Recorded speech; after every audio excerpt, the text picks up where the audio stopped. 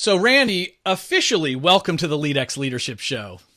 No, thank you so much for having me. Now, you don't know this, but when your publicity person reached out to my team and I heard Randy Komisar's got a book out and they're doing promo for it, I said, the same one who wrote this book so many years ago?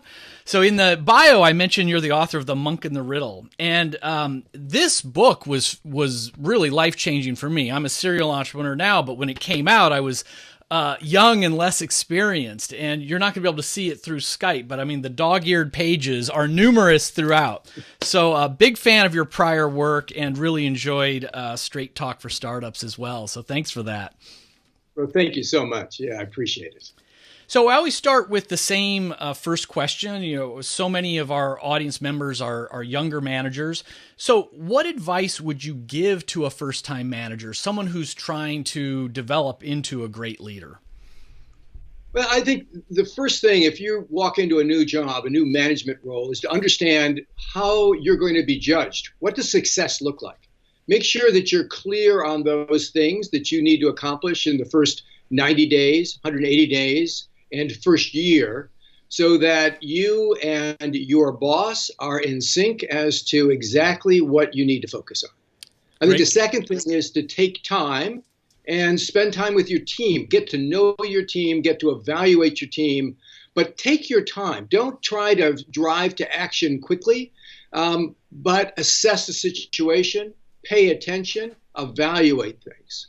I think the fourth thing you need to do is consolidate your team. Ultimately, what you want to do now, once you understand who your team is and what you need to accomplish, make sure you have the right team around you so you can succeed. I think those are the 4 steps that I recommend to any new manager. That's great. That's great.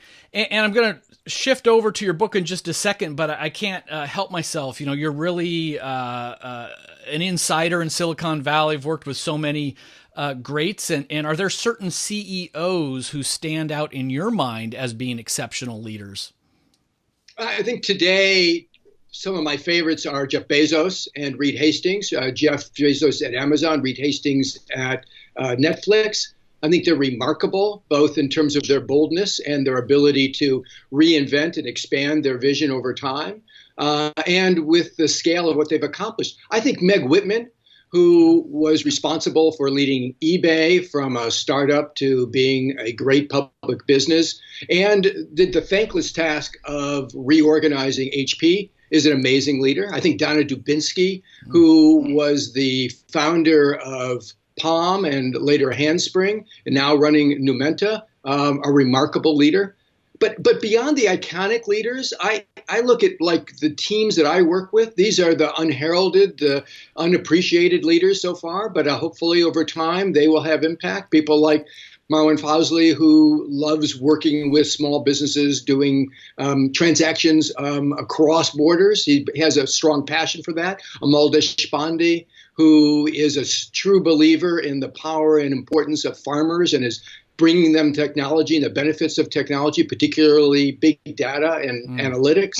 These, I think you don't want to just look at the iconic leaders. You want to look at the leaders around you who are emerging, who are doing great work, who may not yet be celebrated, but who you can learn from. Yeah, it's a good reminder, and it's encouraging to hear that there's great leaders all around us. It's not just the ones that are on the magazine covers. And so if we're looking for inspiration or mentorship, we might not have to look very far. So Randy, your new book again is Straight Talk for Startups, 100 Insider Rules for Beating the Odds, from mastering the fundamentals to selecting investors, fundraising, managing boards, and achieving liquidity. Very important. Now, I talked about how much I loved your book, Monk, and that's a fictionalized account and advice.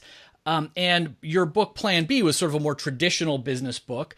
So what was your motivation for doing this book and the 100 Rules sort of style or format?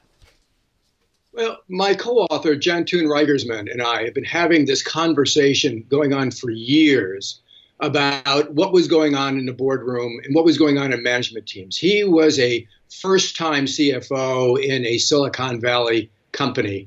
And I would say that when he would duck his head into my office on his frequent meetings in the Kleiner Perkins offices, The conversation would generally be under the theme of, why do smart people do such dumb things? And we would have this ongoing discussion about the motivations, the objectives, the miscommunications, the opportunities for leadership. And after about 4 years, he landed that company on its belly and was looking for a new opportunity. And he came to me and said, we should write up those conversations. And those are the same sorts of conversations I have with all of my CEOs, with the people that I mentor. It's been going on for 30-something years. And the idea that we could share this more broadly, this sort of mentoring session around key topics that were coming up for everybody in the field was powerful. Gentune broke the mold, I think, with this format. We tried for a long time to figure out how to cover such a broad array of topics in a narrative or in a more conventional sort of, I call it call and response or case study like book. And it didn't work. It just didn't work. These chapters needed to be very insightful, short, crisp, something that people could return to over and over again for reference, that would bring them quickly up to speed and allow them to solve their own problems rather than try to impose a set of rigorous restrictions on the way in which people addressed their own challenges. And Gentune is the guy who came up with this idea of approaching it as 100 rules, 2 to 4 pages each, that could be read in any order. They're gathered thematically, but they are not meant to be read in order. You can come back for reference. And I really loved writing in this format. It allowed me to do what I do every day, which is to have these discussions. When I wrote this book, I imagined each one of these chapters as a separate discussion with Gentune. Yeah, it's great, and that's exactly how it comes across. And for all of my listeners, we've had over 200 authors in just over a year, and some of the books are very theoretical and interesting in their own right. This is a great one because, as you said, whatever stage you're in your business, in your entrepreneurial journey, and I've dog-eared a lot of this, you can jump right to that section, and things are very easy to understand, very actionable, and still very powerful. So let me ask, we don't obviously have time to cover all of the rules. So some of the ones that jumped out at me. Rule number 1, right off the bat, you say starting a venture has never been easier, but succeeding has never been harder. So tell me about that. Well, in today's market, there's a surplus of capital, not necessarily in all startup markets, but certainly in the large startup markets. And there's more capital in all the markets than there probably has been in decades, maybe ever. Yeah. So the reality is that it's not that hard to go off and raise a little amount of capital to test a new idea. It's a lot cheaper to bring those ideas to market, to understand how consumers or customers are going to respond to those ideas. So money's more available and it's cheaper to test them. The problem is that money's more available and it's cheaper to test everybody's ideas. So there's a plethora of ideas out there, and they're crowding each market, forcing what I call really perverse behaviors, because each market now finds the leaders spending capital in what I call uneconomic ways, meaning ways that aren't going to lead to a profit, in order to try to establish dominance. And once one company does it in a sector, all the companies need to do it in the sector to keep up.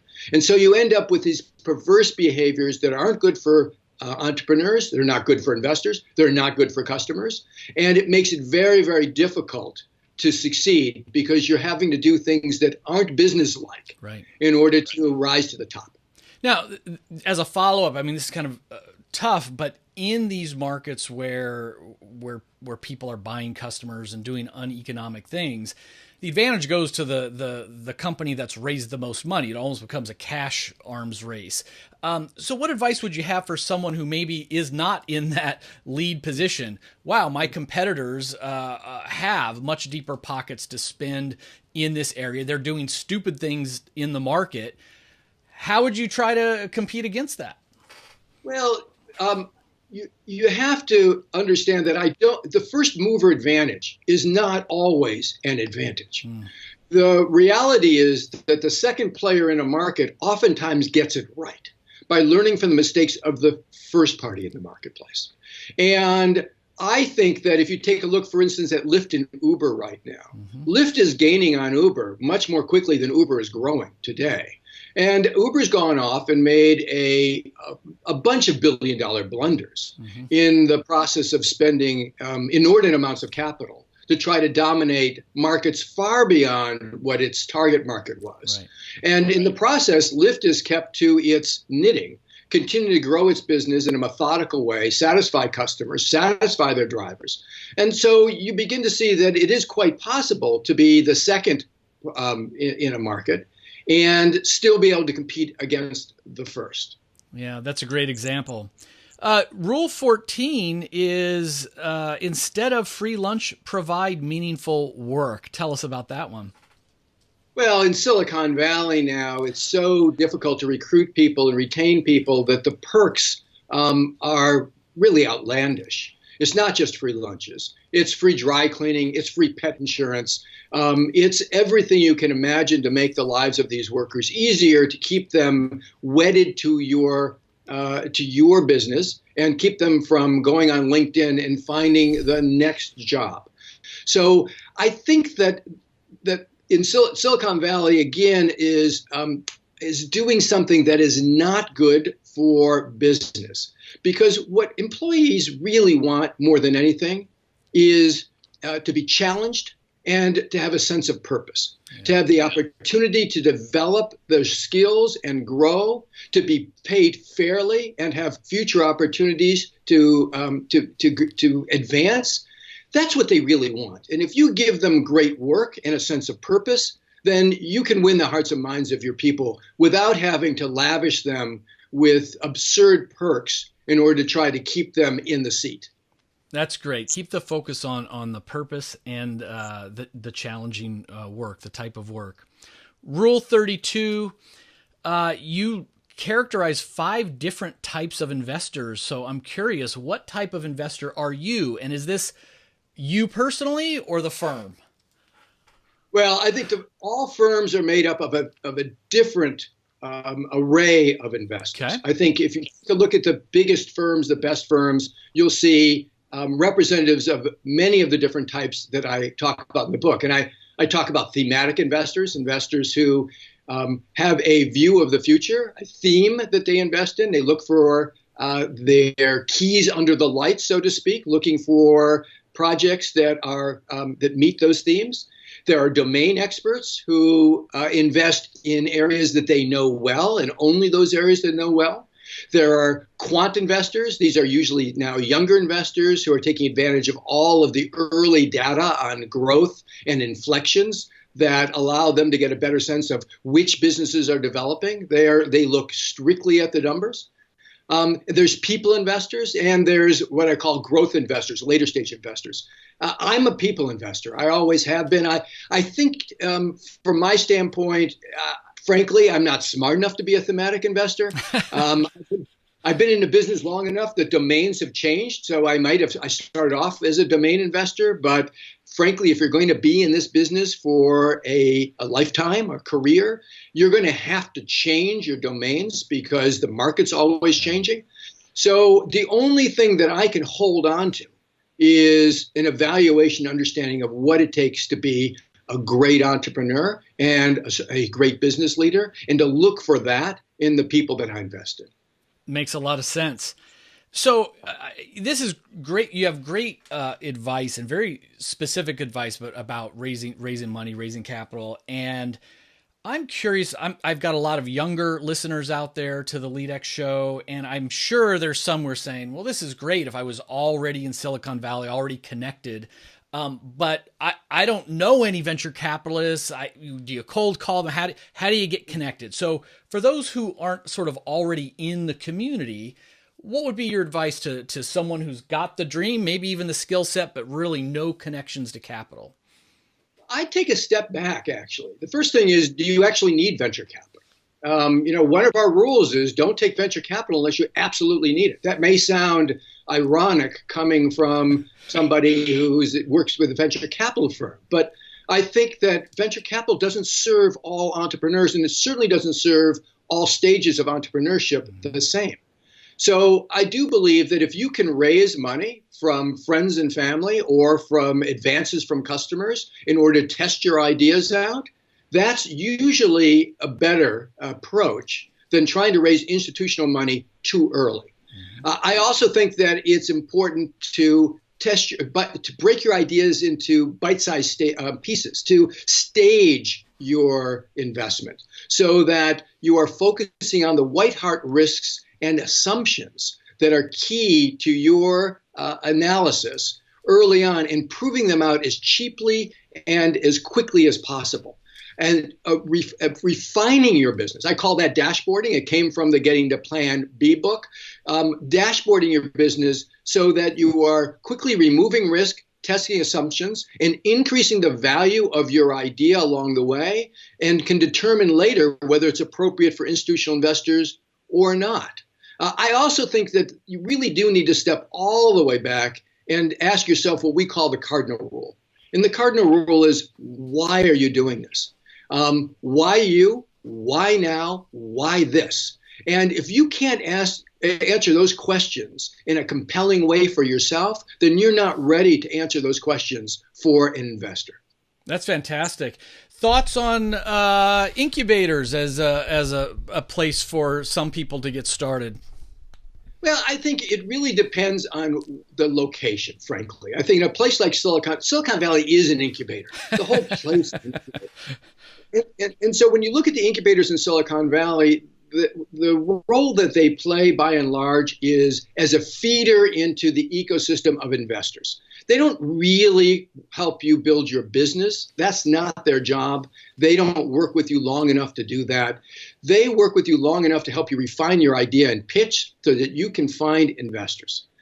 On the other hand, if you go to markets that are underserved, if you go to markets certainly abroad or in the middle of the country that are underserved, incubators can be safe havens for entrepreneurs to share ideas, to weather the storm, right, to share information and contacts, and they become critical to building a medium by which these entrepreneurs can survive and be viable in these secondary markets. Love it. Great perspective. Randy, I want to thank you for coming on to the show. How can our listeners find out more about you and your new book? Well, Straight Talk for Startups, nospaces.com will give you information about the book. You can find out about me at the Kleiner Perkins Caulfield Byers or KPCB.com website, or also just go to Amazon and you can see any one of my books in actually a very complete bio that I include as well. Fantastic. We will include those links in the show notes and, of course, the articles that come from this conversation. Randy, thanks again for coming on to the show. Oh, my pleasure. Thank you so much for having me.